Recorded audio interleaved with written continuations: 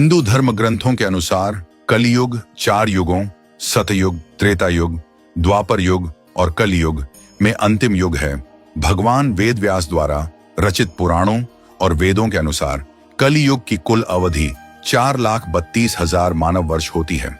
कलियुग की शुरुआत महाभारत युद्ध के बाद मानी जाती है, जब श्री कृष्ण इस पृथ्वी से अपने धाम को प्रस्थान कर गए थे। कलियुग की कुल अवधि 4,32,000 वर्ष है और अब तक लगभग 5,127 वर्ष बीत चुके हैं। अभी भी 4,26,873 वर्ष बाकी हैं, यानी कलयुग अभी अपने शुरुआती चरण में ही है। शास्त्रों के अनुसार कलयुग के अंत में भगवान विष्णु का कल की अवतार होगा, जो अधर्म का नाश करेंगे और एक नए सत्ययुग की शुरुआत होगी।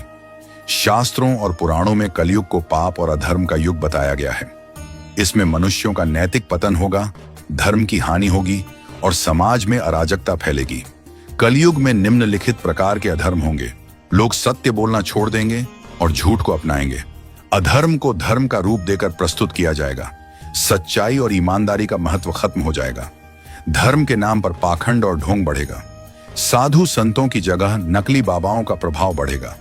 लोग धर्म को सिर्फ स्वार्थ और लाभ के लिए इस्तेमाल करेंगे। माता पिता का सम्मान कम होगा, संस्कारों की हानि होगी, भाई भाई के बीच द्वेष और कलह बढ़ेगा। गुरु शिष्य संबंध कमजोर होंगे। शिक्षक सिर्फ धन कमाने के लिए पढ़ाएंगे। लोग वासना, काम वासना में अंधे हो जाएंगे। धन और सत्ता के लिए हत्या, छल कपट, धोखा देंगे। चोरी, डकैती, भ्रष्टाचार और अनैतिक आचरण बढ़ेगा। स्त्रियों का सम्मान कम होगा और उनके साथ दुर्व्यवहार बढ़ेगा। समाज में नैतिकता की गिरावट के कारण स्त्रियां सुरक्षित नहीं रहेंगी। विवाह जैसे पवित्र संबंधों को स्वार्थ और लाभ के लिए इस्तेमाल किया जाएगा। राजनीति में बेईमानी और भ्रष्टाचार बढ़ेगा। राजा, नेता स्वार्थी होंगे और जनता का शोषण करेंगे। न्याय केवल धन और सत्ता वालों को मिलेगा, गरीबों को न्याय नहीं मिलेगा। पृथ्वी पर प्राकृतिक आपदाएं, भूकंप, बाढ़, सूखा बढ़ेंगी। जलवायु परिवर्तन से खाद्य संकट पैदा होगा। मनुष्यों का अधर्म बढ़ने से धरती माता कष्ट में रहेगी। लोग शुद्ध और सात्विक भोजन छोड़कर तमोगुणी भोजन अपनाएंगे।